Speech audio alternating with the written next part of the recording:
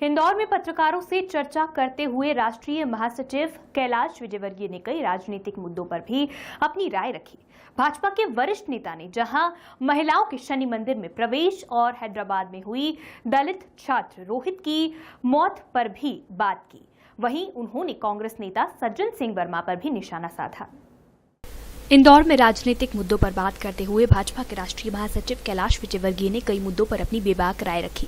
हाल ही में शनि शिंगणापुर में महिलाओं के प्रवेश पर रोक लगाने को लेकर कैलाश विजयवर्गीय ने कहा कि देश में महिलाओं और पुरुषों दोनों को ही समान अधिकार प्राप्त है। उन्होंने कहा कि महिलाएं सभी मंदिरों में प्रवेश करें, लेकिन जिन मंदिरों में कुछ परंपराएं हैं उनका ध्यान रखा जाए। नहीं, मेरा ऐसा मानना है कि भारत के संविधान में सबको समान अधिकार है और अधिकार के रूप में तो कोई भी किसी भी मंदिर में प्रवेश कर सकता है, तो करना चाहिए। पर कहीं कहीं कुछ मंदिरों में परंपरा है कि महिलाएं नहीं जाती। हमारे यहाँ अनेक बार, जैसे लोकसभा के अंदर, विधानसभा के अंदर हम लोग देखते हैं कि अलिखित परंपरा पर बहुत जोर दिया जाता है कि उसका पालन करना चाहिए। मुझे लगता है कि अधिकार तो निश्चित रूप से महिलाओं का सब मंदिर में जाने का है, पर हमें परंपरा का भी थोड़ा सा ध्यान रखना चाहिए।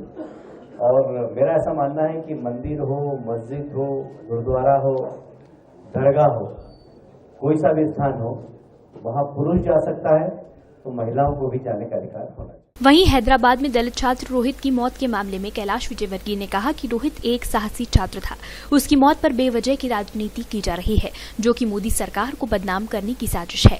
वो साहसिक नौजवान थे और मैं नहीं मानता कि वो आत्महत्या इस छोटी सी घटना से उनको हॉस्टल से निकाल दिया कर लें। जो प्रवाह के विपरीत चलने का साहस रखता हो, वो नौजवान इतनी सी छोटी सी घटना से आत्महत्या नहीं कर सकता।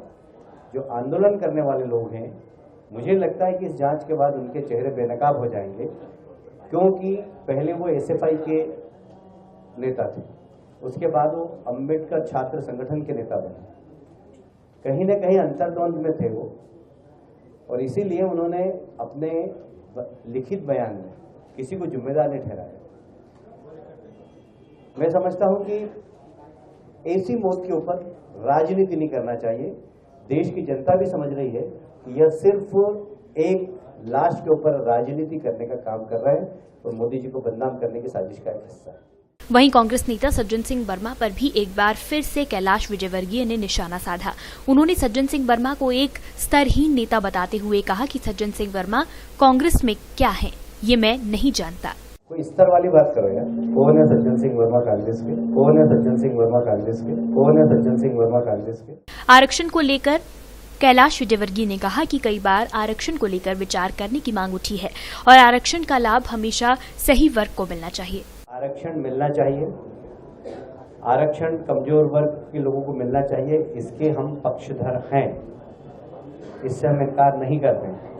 पर आरक्षण का लाभ लेकर कुछ लोग क्रीमी लेयर में आ गए, ये बहस काफी समय से चल रही है और इसलिए इसी बात को ध्यान में रखते हुए ये कहा गया है, और ये ताई ने या संघ प्रमुख ने नहीं कहा, ये पिछले 15 वर्षों से बहस चल रही है कि जो क्रीमी लेयर में है, जो आरक्षण का लाभ लेकर उठ गए हैं, अब वो ही लगातार आरक्षण का लाभ लेते जा रहे हैं।